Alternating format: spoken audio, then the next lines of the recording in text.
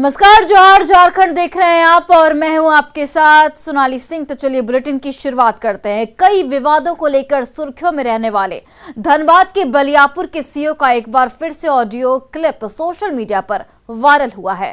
करीब 2 minute 25 second के audio clip में सीओ राम प्रवेश कुमार कुछ लोगों के साथ बातचीत कर रहे हैं, जिसमें सीओ बलियापुर थाना प्रभारी के लिए अभद्र भाषा का इस्तेमाल किया जा रहा है। यही नहीं, स्वास्थ्य मंत्री बन्ना गुप्ता और डीसी को लेकर भी अभद्र टिप्पणी की जा रही है। सुरुंगा में माइंस चाल धसा है जी। सुरुंगा में चाल धसा है। जाए थाना प्रभारी थोड़े जाए, हम उसी को देंगे बेटा को। हम नहीं देंगे। डीसी का हालत खराब कर दी। हमको डीसी फोन कर सकते हैं, छोड़ दो तो बोलिए देते। डीसी का बुखार उतारे हैं 2 बार। बन्ना गुप्ता हमको फोन करके बोला कि आपको बहुत शिकायत आ रहा है। हम सर कौन बोल दिया सर, ऐसे ही बोल तुम मुँह लगते हो, तुम 1 सेकंड नहीं लगेगा। हम सर जो भी कार्य है सर मैं समय निपटारा करता हूँ, फालतू बस मत करो। कमेटी बनाई गई है जिसमें एसपी लॉ एंड ऑर्डर और मंडल पदाधिकारी जांच करके उसमें जो भी विषय आ रहे हैं वो जांच करके रिपोर्ट दें और रिपोर्ट प्राप्त होने पर फिर आवश्यकता अनुसार आगे करेंगे। और देखिए, देवघर में क्रिप्टो करेंसी इन्वेस्टमेंट के नाम पर 82 लाख की ठगी का खुलासा हुआ है। इस मामले में देवघर पुलिस ने मास्टरमाइंड सहित 2 लोगों को गिरफ्तार किया है। इन शातिर साइबर अपराधियों ने ब्लॉक बटालियन के नाम से एक प्राइवेट कंपनी बनाकर ग्लोबल इन्वेस्टर को झांसे में लिया और ऑस्ट्रेलिया के मेलबर्न शहर के निवासी भारतीय मूल के नागरिक शाजी जान से 82 लाख रुपए की ठगी कर ली। ईमेल से जब पुलिस को ये शिकायत मिली तो पुलिस हरकत में आई और एक विशेष टीम गठित करने के बाद नगर थाना क्षेत्र के विलियम्स टाउन मोहल्ला निवासी राजीव रंजन कुमार और दिग्विजय सरकार को गिरफ्तार कर लिया। दिग्विजय इस पूरे धंधे का मास्टरमाइंड बताया जा रहा है। इसने इंजीनियरिंग की पढ़ाई की है और राजीव को अपने काम के लिए इस्तेमाल करता था। गिरफ्तार आरोपियों के पास से यूएसए का $1, 3 लैपटॉप, अलग अलग बैंकों के 22 एटीएम कार्ड और 2 क्रेडिट कार्ड भी मिले हैं। इसके अलावा 6 महंगे mobile, 10 SIM card, 1 passbook, 4 chequebook, 1 cancel cheque बरामद किए गए हैं। पुलिस दोनों आरोपियों का आपराधिक इतिहास खंगालने में फिलहाल जुटी हुई है। ब्लॉक बटालियन प्राइवेट लिमिटेड नाम से कंपनी रजिस्टर कर उसके डायरेक्टर बने हुए थे और उसमें लोगों को क्रिप्टो करेंसीज और अदर इन्वेस्टमेंट के नाम पे ठगी करते थे। वो बेसिकली क्या करते थे कि रेट ऑफ इंटरेस्ट जो होता था वो 100% या उससे अधिक देने के नाम पे, लुभावने ऑफर्स देने के नाम पे लोगों को इन्वेस्टमेंट कराने के नाम पे ठगी करते थे, जिसमें साजी जॉन के 82 लाख रुपए इन्होंने ठगा और उस पैसे को इन्वेस्टमेंट करने के बजाय अलग अलग जगह पे जहाँ इनका उधार था या उनको जो पैसे थे वो अलग अलग जगह पे इन्होंने खर्च कर दिए। और खबर गढ़वा से, जहां के सदर अस्पताल के कोविड वार्ड से एक कैदी खिड़की तोड़कर फरार हो गया। फरार कैदी सियाराम मिश्रा सदर थाना क्षेत्र के तिवारी मरहटिया गांव का रहने वाला था, जिसे अपने ही चाचा पर चाकू से हमले के आरोप में गिरफ्तार किया गया था। जेल में कोविड पॉजिटिव होने के बाद उसे सदर अस्पताल के कोविड वार्ड में भर्ती कराया गया था, लेकिन शाम को अंधेरे का फायदा उठाकर खिड़की का ग्रिल तोड़कर वो फरार हो गया। पुलिस अब फरार कैदी की तलाश में जुट गई है। 26 तारीख से वो एडमिटेड थे। अभी सूचना मुझे प्राप्त हुई है कि वो कैदी बंदी ग्रिल तोड़कर वहाँ से फरार हो गया और इसकी सूचना यहाँ हमारे थाना प्रभारी को भी है और उन्होंने भी हमसे बात किया है। अग्रेतर कार्रवाई वो कर रहे हैं। और जमशेदपुर के गुलमुरी नानक नगर में धर्मांतरण के आरोप पर बवाल मामले में पुलिस ने 4 केस दर्ज किए हैं। धर्मांतरण के आरोपी रवि पास्टर उर्फ रवि सिंह पर केस दर्ज किया गया है, जिसमें चंगाई सभा के नाम पर झाड़ फूक और इलाज दोनों को लेकर केस दर्ज किया गया है। इसके साथ ही हंगामा और तोड़फोड़ के मामले में भी करीब 100 लोगों पर केस दर्ज किया गया है। रवि पोस्टर के खिलाफ ये केस गोविंदपुर की एम साई कुमारी पद्मा ने कराया है। पूरे मामले में जांच के बाद पुलिस आगे की कार्रवाई करेगी। एक केस धर्म परिवर्तन से लेकर के पास्टर और उनके 2 सहयोगियों के ऊपर किया गया है। दूसरा केस एक रवि सिंह करके हैं जो पास्टर हैं, वो उन्होंने तीन ज्ञात आदमी और 300 से अधिक लोगों पे, नहीं 100 से अधिक लोगों के ऊपर उन्होंने प्राथमिकी दर्ज किया है। तीसरा मजिस्ट्रेट ने किया 17 नेम्ड और 100 अज्ञात व्यक्ति जो तोड़फोड़ कर रहा था, पुलिस प्रशासन पे वो ये कर रहा था, जबरन मतलब धक्का मुक्की करने टाइप पे कर रहा था। जमशेदपुर में चंगाई सभा के दौरान हुई घटना का मामला बजट सत्र के शून्यकाल में उठा। विधायक सरयू राय ने शून्यकाल की सूचना में कहा कि जमशेदपुर में हर रविवार को चंगाई सभा का आयोजन होता है। चंगाई सभा को लेकर लोगों के मन में ये अवधारणा है कि सभा में धर्म परिवर्तन का खेल चलता है। हाल के दिनों में इस तरह के कुछ मामलों में सामने आए हैं। चंगाई सभा करने की अनुमति भी नहीं ली गई थी। इसके लिए राज्य सरकार को ये तय करना चाहिए कि चंगाई सभा का आयोजन से पहले इसकी अनुमति जरूर ली जाए। वहाँ ऐसी स्थिति उत्पन्न होना चिंता की बात है और पूछना यही चाहिए, जहाँ तक मेरी जानकारी है, कि उन लोगों ने इस कार्यक्रम को करने के लिए कोई अनुमति प्रशासन से नहीं लिया था। तो प्रशासन को से अनुमति लेकर ही आगे ऐसे कार्यक्रम हो, ताकि प्रशासन की नज़र उस पर रहे, तो लोगों में भ्रम नहीं होगा कि धर्म परिवर्तन के लिए कर रहे हैं। तो मैंने यही कहा था कि भाई इसमें आप पता करिए क्यों नहीं था उनको परमिशन उसका। वहीं देखिए 26 जनवरी को दिल्ली में परेड में शामिल होने वाले एनसीसी कैडेट्स को रांची में आज राज्यपाल रमेश बैस ने सम्मानित किया। इस मौके पर राज्यपाल ने कहा कि देशभक्ति की भावना जगाने के लिए एनसीसी को अनिवार्य कर देना चाहिए। राज्यपाल ने एनसीसी कैडेट्स को सम्मानित करने के बाद संबोधित भी किया और कहा कि एनसीसी से बच्चों में अनुशासन की भावना जागती है। 26 जनवरी को 73वें गणतंत्र दिवस के मौके पर दिल्ली में झारखंड के 20 कैडेट्स ने हिस्सा लिया था।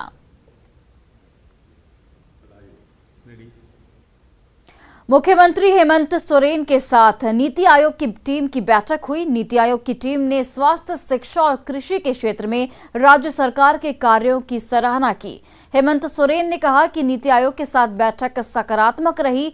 अभी माइक्रो लेवल पर बहुत कुछ करना बाकी है। हेमंत सोरेन ने ये भी कहा कि विपक्ष के सुझाव को भी सरकार ग्रहण करने का काम करेगी। नीति आयोग की टीम ने पिछली कुछ बैठक के बाद कई हुई कार्रवाई रिपोर्ट से भी मुख्यमंत्री को अवगत कराया। साथ साथ में आज नीति आयोग की भी टीम आई थी। गिरिडीह का उनका दौरा रहा एस्पिरेशन डिस्ट्रिक्ट के रूप में और काफी सकारात्मक बात भी हुई। ये बातें आगे भी जारी रहेंगी। सर, डेवलपमेंटल इशू पर क्या कुछ उनका सुझाव था? बहुत कुछ अभी पदाधिकारियों के साथ उनका बहुत माइक्रो लेवल में चीज़ों को विस्तृत रूप में उसकी चर्चा की जाएगी और हर संभव सहयोग करने का उन्होंने आश्वासन दिया। इस में तो बहुत अच्छी मतलब स्वास्थ्य में और शिक्षा में और आपकी कृषि में चीज़ों में बहुत अच्छी प्रगति हो रही है। तो हम लोग की जो अभी बात हुई है वो मुख्यमंत्री जी के साथ वो इसी को लेके हुई कि और आगे इसको हम लोग और कैसे बढ़ा सकते हैं, कैसे नीति आयोग झारखंड के साथ जो उसकी समस्याएं हैं केंद्रीय मंत्रालयों के साथ या CPSU के साथ, उसको हम लोग मिलकर कैसे सुलझा सकते हैं। चर्चा इस बात पर गर्म है कि सरकार छत्तीसगढ़ मॉडल पर घर घर शराब बेचने की योजना पर मंथन कर रही है। वहां सत्ताधारी दल की एक विधायक ने ये मांग रख दी है कि सरकार को राज्य में पूर्ण शराबबंदी लागू करना चाहिए। विधायक की बात सीएम ने भी सुनी और दो टूक कह दिया कि शराब तो बिकती ही रहेगी।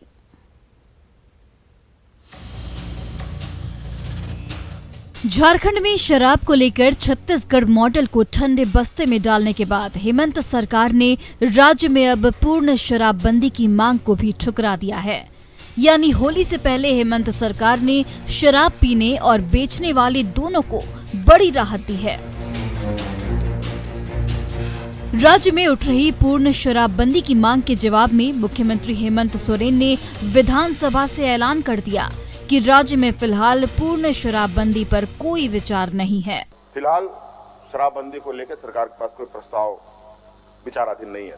फिलहाल शराबबंदी को लेकर सरकार के पास कोई प्रस्ताव विचाराधीन नहीं है।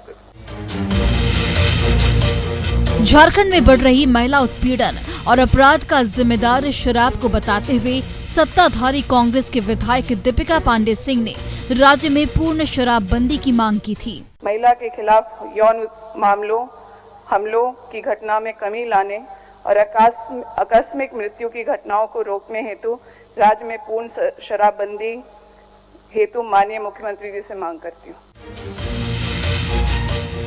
हालांकि महिला की सुरक्षा को लेकर कांग्रेस विधायक की चिंता से सीएम भी सहमत हैं, लेकिन हेमंत सोरेन ने कहा कि सिर्फ शराब को इसके लिए जिम्मेदार नहीं ठहराया जा सकता। महिलाओं की सुरक्षा को लेकर सरकार भी गंभीर है और कई कदम उठा रही है। महिलाओं को सशक्त करने की दिशा में कई काम भी कर रही है। उत्पीड़न का कारण सिर्फ शराब ही नहीं होता अध्यक्ष महोदय, बहुत सारे कारण हो सकते हैं अध्यक्ष महोदय। इसलिए हमारी भी चिंता है कि महिला सुरक्षा कैसे हो, महिला सशक्तिकरण कैसे हो, और इसको लेकर के आपने देखा होगा अध्यक्ष महोदय, इसको लेकर फूलो झालो योजना हम लोगों ने प्रारंभ किया अध्यक्ष महोदय, और आज इसको लेकर के हम लोग लगभग 25,000 महिलाओं को हड़िया दारू से हटा करके दूसरे रोजगारों में जोड़ा अध्यक्ष महोदय। जाहिर है मुख्यमंत्री के इस ऐलान के बाद झारखंड में फिलहाल न तो शराब पीने वालों को शराब के लिए भटकना पड़ेगा, न ही बेचने वालों की कमाई का जरिया छीनेगा। बस तरीका कानूनी होना चाहिए। अविनाश कुमार, न्यूज़ 18 रांची। झारखंड विधानसभा में बजट सत्र के दूसरे दिन यूं तो कई मुद्दे छाए रहे, लेकिन बाबूलाल मरांडी को नेता प्रतिपक्ष का दर्जा देने को लेकर जहां बीजेपी ने उग्र प्रदर्शन किया, वहीं स्थानीय नीति को लेकर राज्य में विरोध प्रदर्शन की तपिश सदन में भी महसूस की गई।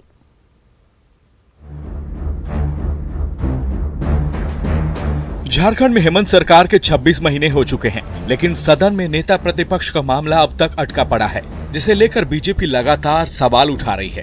क्या सरकार के इशारे पर विधानसभा अध्यक्ष बाबूलाल को नेता प्रतिपक्ष का दर्जा देने का मामला खींच रहे हैं? बजट सत्र के दूसरे दिन एक बार फिर बाबूलाल को लेकर बीजेपी नेता मुखर हुए और सदन के बाहर प्रदर्शन कर हेमंत सरकार में लोकतंत्र की हत्या का आरोप लगाया। विरोध हो रहा है, वो झारखंड की जनता की आवाज है। झारखंड की जनता को भी लग रहा है कि सरकार के इशारे पर विधानसभा अध्यक्ष जी जो कर रहे हैं वो गलत कर रहे हैं, और इसीलिए भारतीय जनता पार्टी के विधायकों ने बाबूलाल मरांडी जी को नेता प्रतिपक्ष नहीं बनाए जाने की मांग के विरोध में आज यहाँ विरोध प्रदर्शन किया। जेबीएम तोड़कर बीजेपी में आए बाबूलाल मरांडी को लेकर बिरंची नारायण यही नहीं रुके। उन्होंने बाबूलाल के पूर्व सहयोगी प्रदीप यादव के बहाने स्पीकर पर निशाना साधा, तो जवाब में प्रदीप यादव ने भी बाबूलाल मरांडी को कटघरे में खड़ा कर दिया। मजेदार बात यह है कि जेबीएम के नेता के रूप में माननीय प्रदीप यादव जी सदन में भाषण करते हैं और कार्यकारी अध्यक्ष कांग्रेस के रूप में भी सदन में मौजूद रहते हैं। ये तो प्रदीप यादव जी जैसे सीनियर जो विधायक हैं उनके भी गरिमा के खिलाफ है। मैं उनसे भी आग्रह करता हूं कि कम से कम दोनों में से एक पद तो आप भी छोड़ ही दीजिए, जरा भी अगर राजनीति की नैतिकता आपके अंदर बची है तो। बाबूलाल जी चाहेंगे तो उन तीनों में से जब वो बोलना चाहें तो हमें लिख के देना होगा, लेकिन हमें लगता है कि उन्होंने इच्छा कभी व्यक्त नहीं की। अगर वो इच्छा व्यक्त करे तो उनके नामों की अनुशंसा अध्यक्ष जी को मिलेगा और हमें लगता है अपनी बातों को रख सकते हैं। अगर क्योंकि अंदर तो जेबीएम ही है, जो सच है कोई बोले या ना बोले, ये तो जग जाहिर है कि अंदर हम जेबीएम है, बाहर कांग्रेस है। दूसरी ओर स्थानीय नीति को लेकर पिछले कुछ दिनों से आदिवासी बहुल इलाके में धधक रही आग की लपटें सोमवार को सदन में भी उठी। विधायक लंबोदर महतो ने सरकार से जितनी जल्द हो सके 1932 का खतियान लागू करने की मांग रखी। अवसरों की समानता के अधिकार होते हुए भी राज्य सरकार स्थानीय निवासियों के लिए विशेष प्रावधान कर सकती है। अतः मैं सदन के माध्यम से माननीय मुख्यमंत्री जी से सरकार से झारखंड में 1932 के खतियान या अंतिम सर्वे के आधार पर यहाँ पर भी स्थानीय नीति लागू करने की मांग करता हूँ।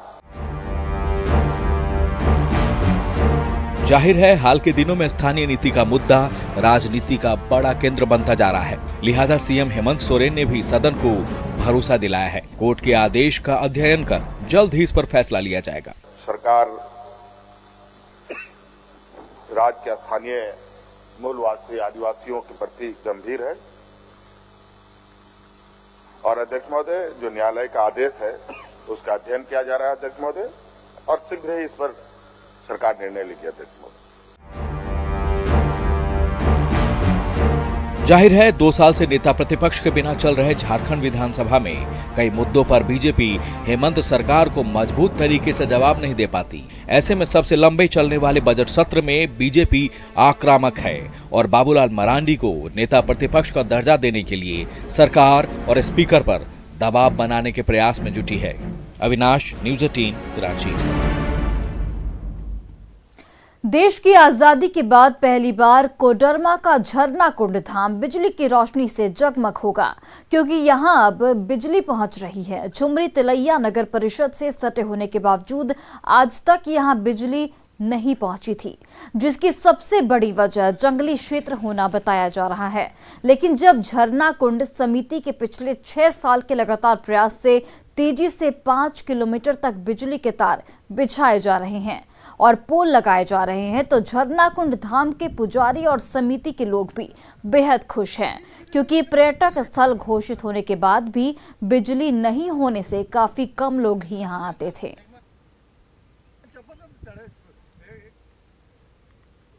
यहाँ पूरे झारखंड से लोग आते हैं और बहुत प्रसिद्ध है झरना कुंड धाम। अब ये पर्यटन स्थल घोषित हो गई है, सरकार इसको घोषित कर दिया गया। बहुत खुशी मिल रही है, मेहनत रंग ला रही है। खास मैं बहुत अथक प्रयास किया इसमें 6 साल, तब हमको फॉरेस्ट एनओसी दिया। अंधेला में रहना पड़ता था, कोई भगत जगत भी नहीं आना चाहता था शाम के टाइम में। लाइन में आ गया तो लेट तक के भी लोग भगत जगत आ रहा है पूजा पाठ कर लेंगे। कोई फंक्शन कोई प्रोग्राम करते थे, बड़ा दिक्कत होता था। वही देखिए, झारखंड दौरे पर आए नीति आयोग के उपाध्यक्ष डॉक्टर राजीव कुमार ने बाबा नगरी बैद्यनाथ धाम में पूजा अर्चना की।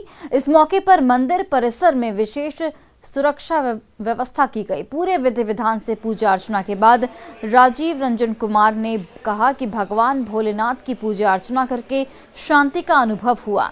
इस मौके पर राजीव कुमार ने झारखंड वासियों के सुख और समृद्धि की कामना की।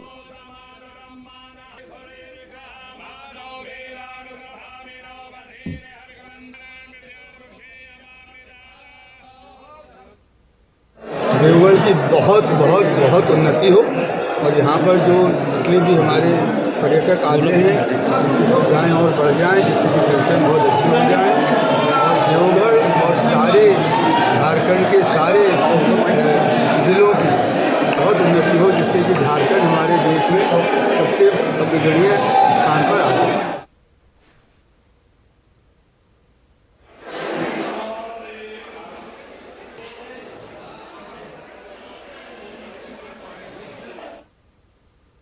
देवघर के बाबा बैद्यनाथ धाम मंदिर में शिव पार्वती के विवाह की दूसरी प्रक्रिया भी संपन्न हो गई है। परंपरा के अनुसार बाबा मंदिर सभी 22 मंदिर के पंचशूल की वैदिक रीति रिवाज के साथ पूजा अर्चना कर फिर से सभी मंदिरों पर पंचशूल को स्थापित कर दिया गया है। महाशिवरात्रि के 2 दिन पहले विधि विधान के साथ सभी मंदिरों का पंचशूल उतारा जाता है और पूजा अर्चना के बाद फिर से स्थापित कर दिया जाता है।